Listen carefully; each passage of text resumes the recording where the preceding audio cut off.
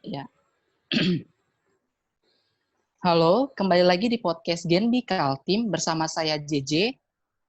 Dan juga saya Susan dalam segmen Ngobrak BI. Bagaimana nih Susan kabarnya? Apakah baik-baik saja? Baik Kak, Alhamdulillah. Gimana Kak JJ sendiri? Ya, Alhamdulillah saya juga baik. Kepada teman-teman para pendengar podcast Genbi Kaltim, kami harap teman-teman juga selalu keadaan sehat walafiat ya.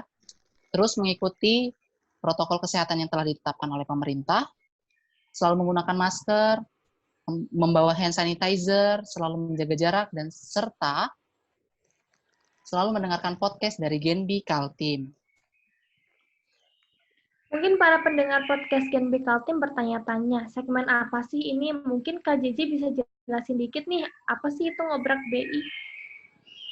Oke, jadi Ngobrak BI atau Ngobrol Bareng Kebijakan Bank Indonesia adalah segmen dari Divisi Komunikasi Kebijakan Bank Indonesia, Genbi Kaltim, yang bekerja sama dengan Divisi Komunikasi Genbi Kaltim, yang pembahasannya terkait kebijakan Bank Indonesia, isu terkini ataupun kebijakan pemerintah yang masih bersangkut paut dengan kebijakan Bank Indonesia yang dikemas dengan menggunakan media Spotify dan juga YouTube Genbi Kaltim.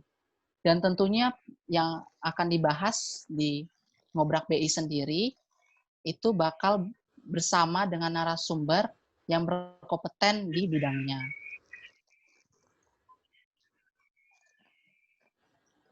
Wih, keren banget nih segmen kali ini. Pastinya para pendengar podcast Genbi Kaltim penasaran sama segmen Ngobrol Bareng Kebijakan BI kali ini. Nah, tanpa berpanjang lebar lagi, yuk kita panggil pemateri kita kali ini. Ada Mas Rifki dan juga Mas Agung. Halo. Halo Mas, apa kabar? Baik. Baik, Alhamdulillah. Ya, jadi pemateri kita pada hari ini ada Mas Rifki Maulana dari Bank Indonesia Provinsi Kalimantan Timur dan juga Mas Agung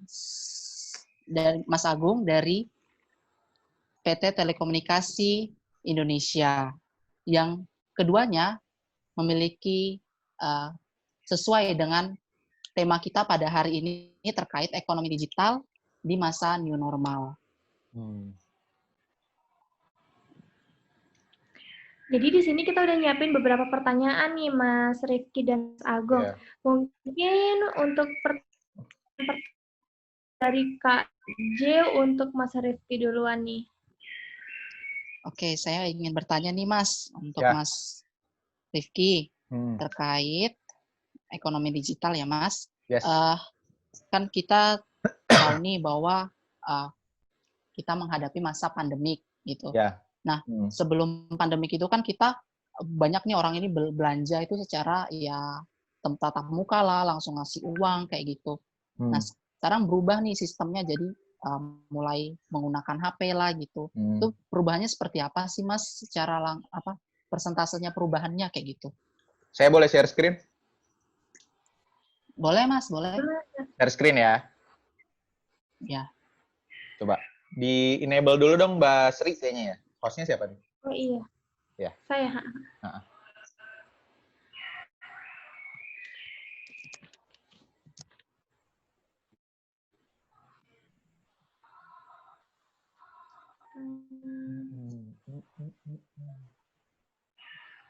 Jadi sambil nunggu Mbak Sri ya, saya jelasin dulu dikit. Mbak, tolong dikabarin ya kalau udah ya. Jadi Mas Jeffrey tadi pertanyaannya bagus. Jadi intinya gimana sih shifting behavior ya, maksudnya perpindahan perekonomian dari yang kita biasanya konservatif gitu ya, kayak transaksi tatap muka dan lain-lain, jadi digital gitu kan. Nah, iya. Sebelum saya jelasin tentang itu, udah bisa nih ya, share screen ya, share screen ya. Saya mau jelasin dulu tentang COVID itu sendiri, nggak apa-apa kan? Ke perekonomian, singkat aja sih sebenarnya. Iya, nggak apa-apa Mas. Jadi saya bikin ini aja sih, kayak pointers gitu. Yang saya pengen bawain itu moving fast in new norm era through digitalization. Jadi nyambung sama yang tadi dibilang sama Mas Jeffrey, kita tuh harus bergerak cepat nih, soalnya kita ini nggak bisa balik ke keadaan yang dulu lagi. Kita udah di era new normal gitu. Jadi kebiasaan-kebiasaan yang dulu mungkin kita lakuin itu bakal berubah signifikan dan akan tetap kayak gitu. Makanya itu dinamain new normal. Itu Mas Jeff. Pertama, saya mau jelasin dulu dikit gimana sih COVID ini dari yang krisis kesehatan bisa berdampak ke krisis ekonomi, bahkan krisis global gitu ya. Singkat aja, jadi ketika ada COVID, kita kan harus membatasi aktivitas kita, ya nggak Mas Jeff? Jadi beberapa negara itu melakukan lockdown, kayak misalnya Tiongkok dulu melakukan lockdown di Wuhan, Amerika kemarin, Italia, dan lain-lain gitu, banyak melakukan lockdown ataupun pembatasan aktivitas. Itu menyebabkan aktivitas ekonomi di negara tersebut itu mengalami penurunan. Gitu. Jadi udah nggak ada lagi tuh produksi-produksi yang dulu sempat tinggi gitu, sekarang harus dibatasi, konsumsi juga dibatasi, dan lain-lain. Perdagangan juga akhirnya menurun. Terus, ini ada beberapa data nih, saya sharing dulu. Jadi, IMF itu sampai ngeproyeksiin ke bawah pertumbuhan ekonomi global. Tadinya itu masih optimis di tingkat 5%, di tingkat 3%. Kemarin, rilis April itu kayaknya ekonomi global itu bakal terkontraksi minus 3%. Itu bisa dilihat sendiri nih ditayangin ini. Jadi kayak misalnya Amerika diproyeksiin minus 5, coba. Euro minus 7%, karena memang industri manufaktura itu hancur banget. Orang-orang nggak bisa keluar, orang-orang nggak bisa berproduksi, orang-orang pun nggak bisa konsumsi, gitu kan. China dari 6% di tahun 2019 jadi 1,2. Penurunannya kan lumayan drastis banget. Gitu. Indonesia sendiri gimana?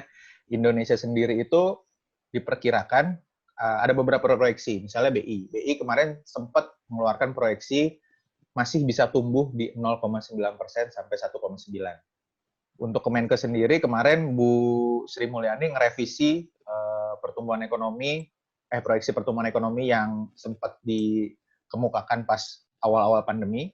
Sekarang dia proyeksinya di 1% untuk skenario berat dan minus 0,4% di skenario sangat berat. Kayak gitu Mbak, Mas. Nah, COVID ini yang hubungannya dengan digitalisasi, kenapa penting digitalisasi? Karena volume perdagangan dunia ini lagi menurun. Jadi,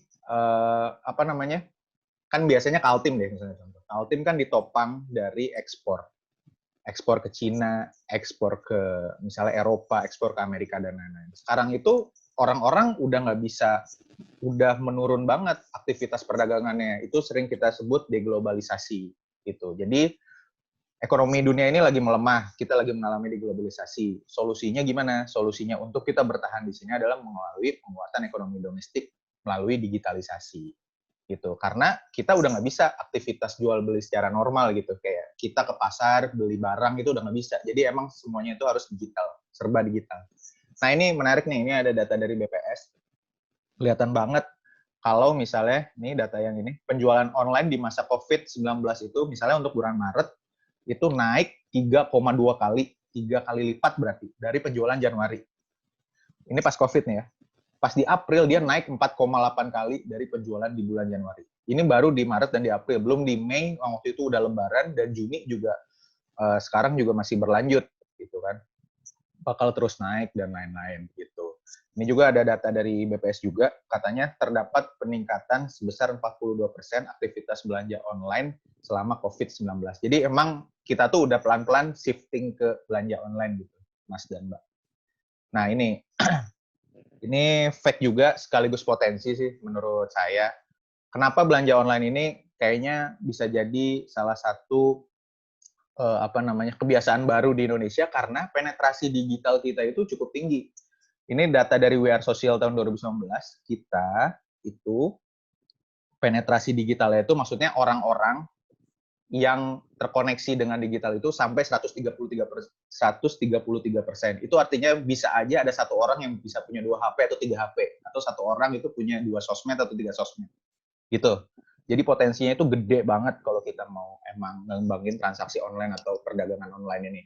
Terus di digital payment juga berdasarkan data dari Statista itu tumbuh terus pembayaran digital di Indonesia maupun di global gitu.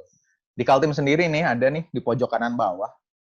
Kemarin pas bulan April itu kan April itu awal-awal COVID lah ya. Itu transaksi uang elektronik di Kaltim itu naik cukup signifikan. Dari nominalnya itu, secara nominal, itu naik 37,48% dari bulan sebelumnya. Itu baru bulan April, belum bulan Mei, yang waktu itu udah masuk Ramadan, bulan Juni, yang sekarang habis Lebaran kan biasanya dapat THR atau gimana gitu, pasti akan lebih tinggi lagi. Gitu. Itu sih untuk pertanyaan nomor 1, Mas Jeffrey. Jadi udah shifting sebenarnya. Sudah berubah ya Mas, secara Ya. tidak ada kaget lagi gitu ya. Iya, benar. Gitu. Terus Mas, kalau bentuk-bentuk ekonomi digital yang sudah ditawarkan apa aja sih Mas sebenarnya? Nah, jadi ini ada lagi di slide selanjutnya. Existing ya, sebelum pandemi pun, kita tuh sebenarnya udah banyak berkembang ekonomi digital. Saya ngomongnya nggak ekonomi spesifik ya, saya menyebutnya digitalisasi gitu ya semuanya. Misalnya dari sisi komunikasi, kita tuh kan udah terbiasa pakai WhatsApp, pakai Instagram gitu kan, pakai Facebook. Di entertainment juga kita udah mulai mendigitalisasi dari dulu yang kita bentuknya kaset, bentuknya CD, itu kita udah masih bisa pakai YouTube, bisa pakai Spotify dan lain-lain. Kayak ini podcast pasti akan diupload di Spotify kan, nah, kayak gitu-gitu. Iya. Terus dari sisi belanja, commerce kita udah pasti sering dengar kayak Tokopedia, Shopee dan lain-lain gitu. Transportasi ada Gojek, ada Grab, edukasi ada Ruang Guru, healthcare ada Halodoc, payment kita tahu OVO, Link Aja dan lain-lain, financial juga banyak juga gitu kan, kayak Genius dan lain-lain. Jadi sebenarnya udah banyak. Terus kan pertanyaannya itu, kalau nggak salah pertanyaannya itu, apa yang ada setelah COVID? Ini menarik nih. Saya nggak akan bahas perkembangan di dunia ya, tapi lebih ke lokal di Indonesia gitu. Apa sih yang setelah COVID, inovasi digital apa yang ada? Kalian tahu nggak sih, jadi di pasar-pasar tradisional di seluruh Indonesia mungkin ya, atau di kebanyakan wilayah di Indonesia itu, sudah mulai membiasakan diri untuk melakukan jual beli melalui online. Jadi kayak antar barang dari pasar ke rumah, dipesannya lewat WhatsApp, nanti dipakai kurir, nyampe ke rumah gitu. Karena adanya COVID ini gitu. Kayak di DKI Jakarta ini udah banyak, Bogor, Padang, Yogyakarta. Kemarin juga di Kaltim ada gelar pangan murah, jadi kita bisa mesen lewat WhatsApp, nanti di delivery sama pasarnya datang ke rumah. Jadi orang-orang itu yang dulunya nggak pernah melakukan itu, gara-gara ada COVID, mereka ngelakuin itu, dan sebenarnya lebih efisien. Mereka kayak sebenarnya kasarnya nggak usah nyewa tempat luas-luas, banyak-banyak untuk nampung pembeli banyak-banyak, cukup pembeli mesen nanti kita anterin dan lain-lain, itu kan jadi lebih efisien dan akhirnya mereka terbiasa gitu. Ini menurut saya normal baru yang sangat bagus dan kayaknya akan terus dikembangin untuk pasar-pasar di Indonesia. Gitu sih Mas. Ya bagus sih Mas kayak gitu, biar setidaknya juga membantu kan, karena kan penularan COVID juga bisa lewat uang sendiri kan Mas, uang kertas itu. Terus nih Mas, karena kan kita sudah masuk new normal nih, kayak saya cuma melihat kasus sih Mas, yang kayak kasus produk hand sanitizer dan masker yang sekarang menurun. Nah, apakah karena kita sudah masuk new normal ini, apakah ekonomi digital bakal juga menurun nih Mas? Nah, ini saya cuma bikin satu slide terus saya tulis doang. Menurut saya, misalnya COVID nanti turun, ekonomi digital akan terus improving karena fase ini, Mas Agung tolong koreksi saya ya. Jadi dulu saya belajar di Telkomsel. Jadi tantangan paling sulit adalah untuk shifting to digital gitu, pindah ke digital itu pertama sebenarnya di fase awareness-nya. Fase awalnya, fase ngenalin ke masyarakat, fase ngenalin ke pelanggan gitu. Tapi dengan adanya COVID nih, orang-orang ini udah dipaksa pakai digital, udah aware dan udah nyaman.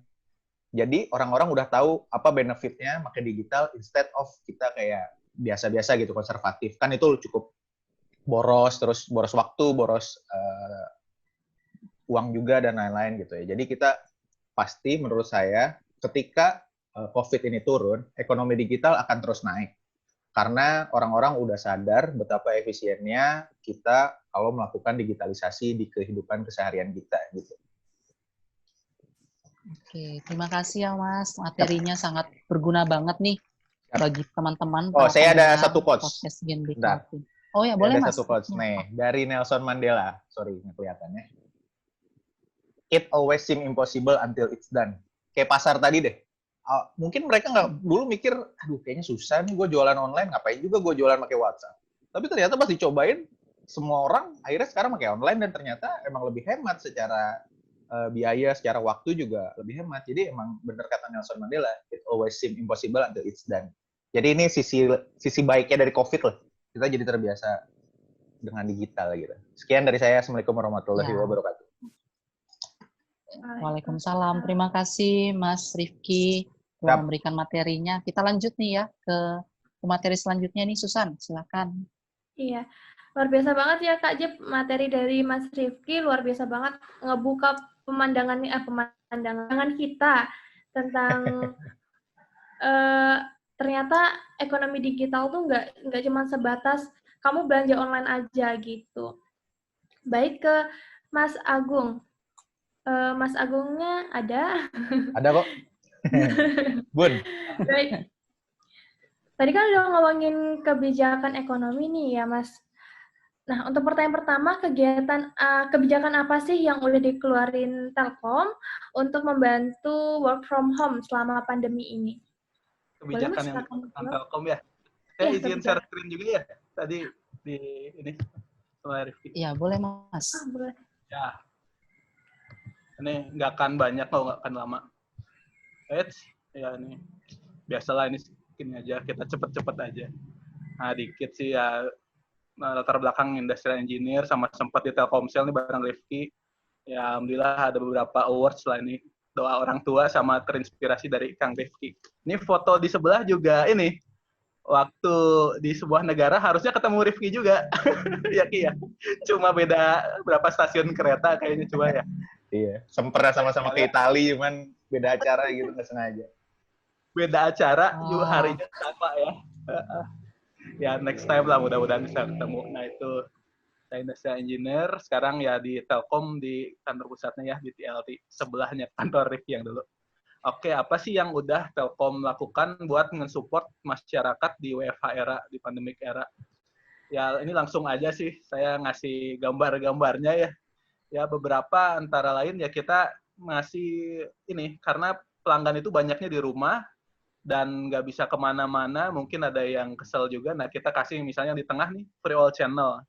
Jadi kan IndiHome itu produknya triple play ya, selain internet sama telepon ada TV juga. Nah, dalam beberapa periode kita kasih free all channel tuh, jadi pelanggan bisa nonton secara gratis mau channel apapun yang ada, baik itu katakanlah HBO, Fox Movie, dia suka olahraga bisa nonton Bein dan berbagai channel-channel lainnya. Lalu kita juga ada potongan tagihan, itu kerjasama dengan Blibli. Lalu ketika Lebaran juga kita ada berbagi berkah, itu ngasih parcel yang karena daya beli masyarakat ya tadi sempat Rifki sampaikan juga menurun ya, kita ada bantuan sembako seperti itu. Lalu berikutnya ini ada juga kita kan si traffic internet ini semuanya shifting ya, dan tadinya dari mall, perkantoran, dan public area itu semuanya pindah ke rumah. Makanya ini kita inisiatif. Nah, ini kiri saya screenshot aja Nodin-nya nih, Nodin Telkom. Jadi kita tambahin FUP 50 GB. Ini buat informasi aja. Yang namanya internet, terutama ya fixed broadband, mobile broadband juga sama, pasti ada FUP-nya. Mbak Santi, Mas Jeffrey, Mas Rifki. Kalau nggak ada tulisan FUP-nya, ya itu nggak ditulisin aja gitu. Nah, sempat ramai juga kan Telkom, katanya FUP malah turun. Nah, itu sebenarnya justru kita naikin. Yang sebelumnya tuh katakanlah angkanya lebih besar, itu ada FUP level 2-nya. Nah, sekarang kita benar-benar terbuka ke pelanggan, kasih tahu FUP 0-nya itu berapa. Nah, itu ketika FUP 0-nya lewat, berarti itu udah turun kecepatannya. Jadi FUP-nya justru nggak diturunin, justru ini ada buktinya langsung, Nodin-nya kita tambahin FUP-nya. Kiri kita penambahannya, kanan itu perpanjangan bahkan oleh PP kita tuh diperpanjang. Nah, ini masih terkait FUP juga. Nah, memang banyak pemain broadband di Indonesia tuh ya masih belum terbuka lah terkait FUP. Banyaknya tuh bilangnya unlimited. Nah, sekarang Telkom udah mulai nih, kita udah notifikasi lah, sama kayak Telkomsel, jadi begitu ada lewat FUP langsung kita notifikasi pelanggan lewat omnichannel ya, WhatsApp, kita udah main, SMS, email, sama pop-up landing page. Jadi ketika di internetnya udah lewat FUP, nah itu muncul juga. Ada lagi, nah ini yang tadi disampaikan ya, free all channel itu sampai dengan 31 Maret. Ini bahkan yang mintanya tuh supaya diperpanjang bukan cuma masyarakat di sosial media dari Kementerian BUMN juga itu minta ke direktur kita, direktur konsumer buat si program VOL Channel itu diperpanjang. Sampai kita tuh bikin analisa-analisa ini bagus nggak diperpanjang. Sampai akhirnya ini diperpanjang sekali. Ya nggak apa-apa buat bantu masyarakat kan bekerja dari rumah, belajar dari rumah, beribadah dari rumah, ya dapat hiburan juga dari rumah gitu. Jadi ini salah satu bentuk real yang diberikan Telkom untuk masyarakat lah ini dalam sisi hiburannya supaya nggak suntuk di rumah gitu kan daripada keluar rumah menularkan sesuatu. Nah ini juga tukar poin My IndiHome. Jadi kita ada gamification namanya tukar poin. Kalau teman-teman pernah pakai poin redeem Telkomsel ya IndiHome juga ada gitu. Nah ini tukar poin dapatnya donasi. Ini kerjasama dengan semua regional ini. Yang tengah itu kantor pusat tuh direktur konsumer, lalu ada regional 1 sampai 7. Cuma 100 poin itu udah donasi 10.000. Totalnya berapa sih? Alhamdulillah tercapai 1 miliar. Nah inilah beberapa material kampanyenya. Kenapa kok kayak kecil gitu 1 miliar? Ini karena saya itu di Direktorat Konsumer ya ini untuk katakanlah gamification lah. Budgetnya juga budget marketing. Kalau secara korporatnya sendiri, Telkom ada yang besarnya, yang lebih besarnya tuh ada itu yang bareng Bapak Erick Thohir. Nah ini katakanlah yang gamification. Jadi kita bagusnya bisa ngajak masyarakat juga. Poinnya daripada misalnya biasanya dia pakai buat beli chat time, mungkin WFA nggak bisa beli chat time, udah donasi aja. Ngebantu teman-teman. Ini 2 gelombang. Gelombang pertama tuh 500 juta. Itu kita fokusnya di APD, alat pelindung diri. Makanya kita ke rumah sakit juga kita datang, berapa ngasih APD buat para dokter, tenaga kesehatan. Karena mereka awal-awal COVID itu kan lumayan terdampak ya. Kalau yang 1 miliar ini banyaknya bukan ke rumah sakit, tapi ke donasi masyarakat. Yaitu kita kasih sembako karena waktu itu udah deket lebaran gitu sih. Kita cepet aja ini foto-fotonya ya track 1 sampai 7. Nah, ini yang terakhir ya itu. Ini yang terbaru nih, kita seperti yang tadi Rifki bilang daya beli masyarakat belum tinggi ya kita bantulah. Ini redeem point juga, jadi pelanggan setelah redeem point ini bisa dapat keringanan bayar tagihan. Bukan IndiHome aja, PLN juga, PDAM, pulsa internet, Telkomsel sama BPJS. Nah ini yang belum saya mention juga ada terkait IndiHome Studi, itu kita gratiskan juga FUP kuotanya sama Telkomsel tuh kalau tahu kerjasama dengan Ruang Guru juga FUP-nya lebih ada gratisnya. Seperti itu sih kurang lebih bahasan.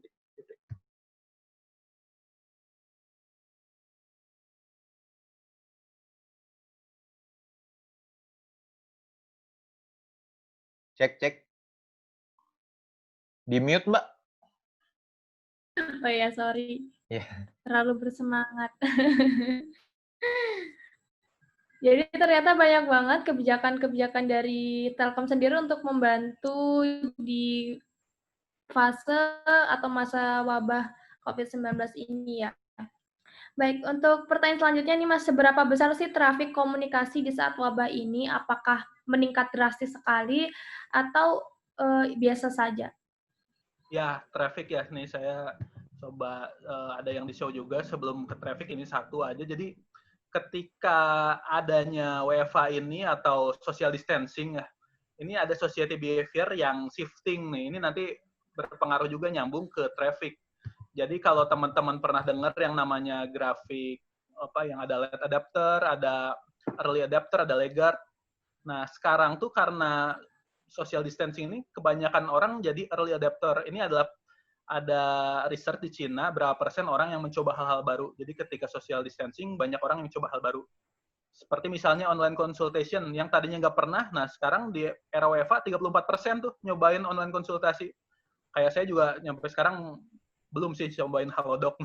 Nah, ini mulai banyak yang nyoba Halodoc. Online education, mungkin yang sebelumnya nggak pernah pakai Ruang Guru gitu, anak SMP, SMA, karena WFH 33% mulai pakai. Ini penambahannya ya deltanya. Telecommuting software seperti ya ini Zoom. Mungkin banyak dari kita juga yang sebelumnya nggak pernah pakai Zoom, cuma karena dipaksa gitu, quote-unquote, WFH langsung menggunakan. Pay for online entertainment, nah Rifki ini suka Netflix gitu. Nah, banyak juga nih yang baru coba. Watch live broadcast via smartphone. Nah, jangan kaget nih kalau baby boomers juga yang tadinya nggak pernah buka Instagram, jadi mulai buka nih nyobain karena nggak ada kerjaan di rumah. Buka e-commerce. E-commerce sih sebenarnya udah meningkat sebelum WFH, makanya ini nggak gede-gede amat, 18%. Selain itu juga indoor fitness equipment ya karena orang-orang di rumah, jadi ya mulai olahraga di rumah. Sama online banking juga nih meningkat. Jadi ini ada shifting behavior yang bikin orang-orang tuh mencoba hal-hal baru. Nah, dari sisi IndiHome sendiri, nah ini kelihatan sih, trafficnya singkatnya meningkat banget gitu. Bahkan kalau baca-baca internet ya komplainnya banyak. Kenapa ya tadi yang saya sampaikan, karena traffic internet tuh pindah semuanya, yang tadinya perkantoran, mall, public area ke rumah. Nah, ini bisa dilihat di kiri atas, semuanya meningkat. Education, web education meningkat, trafficnya communication, games, e-commerce, video. Yang turun apa? Travel. Jadi orang yang buka Traveloka itu turun, orang yang buka tiket.com turun ya, karena nggak boleh kemana-mana. Saya juga udah lama nggak ke bandara nih, Ki. Lalu internet traffic-nya ini kelihatan nih, sebelum WFH policy, garis yang ini, ke kanan tuh udah meningkat banget.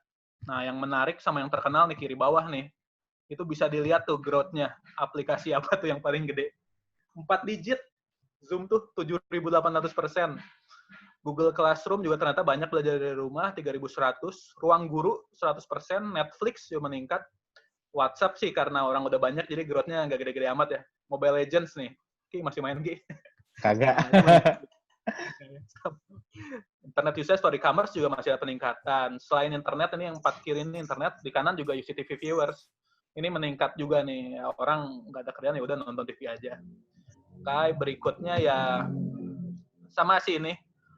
Ini ya sama kayak yang tadi, cuma lebih ini kelihatan nih, hampir semuanya meningkat. Zoom sih terutama, Ruang Guru, lalu ya Mobile Legends tadi juga hampir semuanya meningkat. YouTube, Hook, iFlix yang tadinya orang-orang nggak pernah pakai, ini meningkat semuanya, semua yang digital-digital. Gitu sih, nanti Mas Rifki.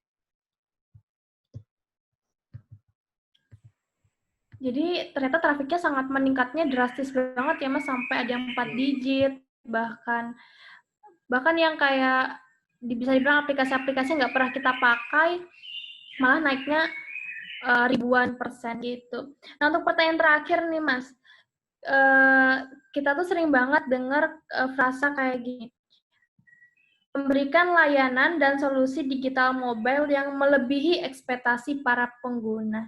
Nah, maksud dan apa sih Mas sebenarnya frasa ini? Boleh dijelasin dikit nggak sih? Apa yang membuat kata-kata memberikan layanan dan solusi digital mobile yang melebihi ekspektasi para pengguna?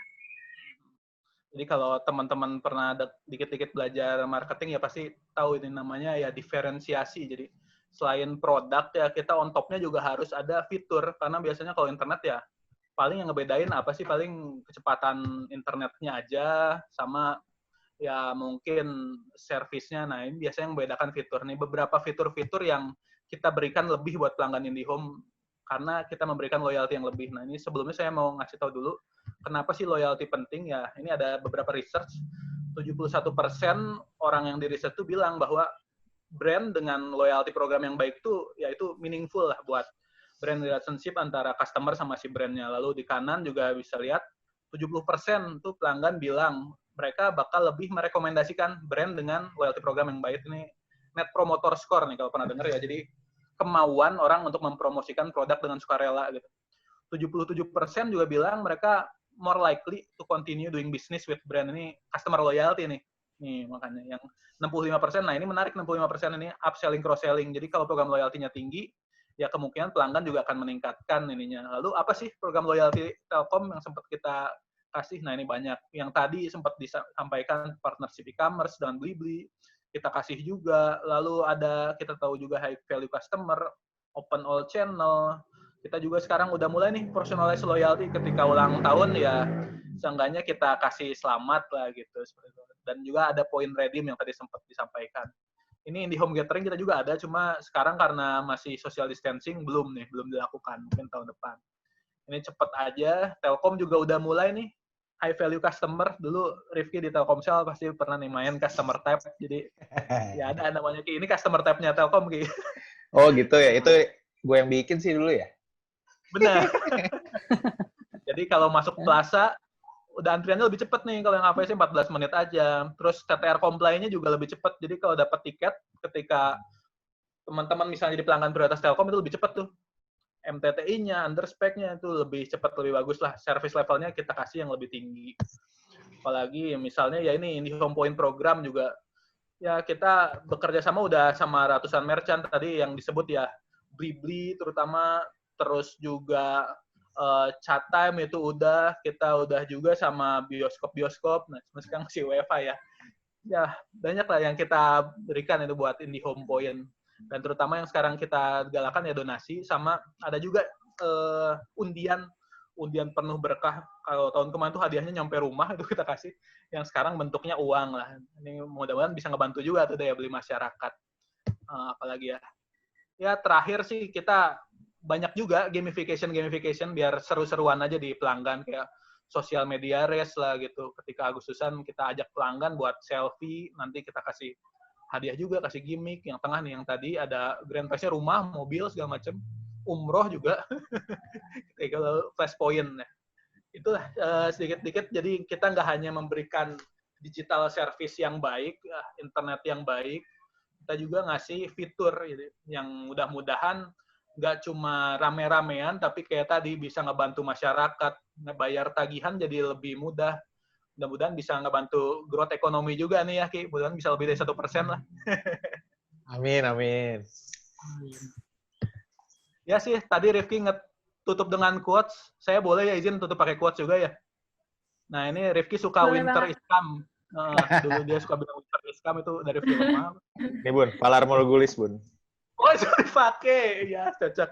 Jadi quotes-nya, if winter comes, can spring be far behind? Itu menarik gitu. Katakanlah misal winter tuh Desember, katakanlah spring biar gampang Januari gitu.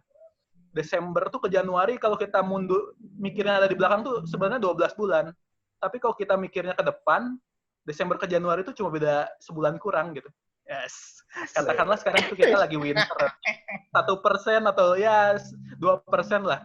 Tapi tahun depan tuh pasti growth year on year-nya bisa di atas 7%, ya nggak? Ya, sepakat.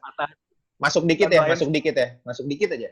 Boleh. Itu mau mengkonfirmasi yang teman saya si Agung Sanggabuana itu bilang, walaupun kita sekarang lagi terpuruk, bisa jadi tahun depan kita akan nge-boost. Itu proyeksi banyak ekonom, proyeksi banyak lembaga juga bilang, ini tuh cuma kayak shifting aja gitu kasarnya. Walaupun kita kontraksi sekarang minus 0,4%, mungkin nanti tahun depan kita bisa tumbuh gila-gilaan kayak 7%, 8%, cukup tinggi gitu. Karena kita udah bisa melalui ujian-ujian ini. Benar. Amin. Biasanya kalau habis ujian tuh mau naik kelas tandanya. Jadi kalau ada yang dapat ujian, sabar aja, tenang. Itu bentar lagi naik kelas. Itulah tutup saya. Siap. Asik. Luar biasa sekali ya materi dari Mas Agung hari ini. Sangat menginspirasi nih Mas Agung. Dan juga mungkin Kak Jia ada tambahan atau mungkin sampai sini aja bincang-bincang podcast kita pada hari ini? Ya mungkin kami mengucapkan terima kasih nih kepada Mas Rifki dan Mas Agung telah mau berbincang-bincang bersama kami Genbi Kaltim dan memberikan informasi yang sangat bermanfaat nih bagi kita semua. Siap. Makasih juga ya Genbi udah ngundang kita gitu ya buat sharing. Kita senang banget ya, Bung, bisa sharing. Tetap semangat. Semangat Mas, semangat di normal. Siap. Udah oke ya? Mungkin kita langsung tutup aja. Iya. Ya. Teman-teman dari teman-teman pendengar dari podcast Genbi, Pak, mungkin sangat senang gitu kehadiran Mas Rifki dan Mas Agung nih. Jadi tidak henti-hentinya kita ucapkan terima kasih banyak untuk Mas Agung dan juga Mas Rifki. Mungkin sampai sini aja perbincangan kita pada hari ini. Semoga teman-teman suka dan jangan lupa terus untuk dengerin podcast Genbi ya. Ya, siap. Nanti kita dengerin. Kita share kok. Sampai siap Mas. Terima kasih banyak Mas. Ya. Sampai jumpa di podcast Genbi selanjutnya. Oke. See you. Makasih Mas.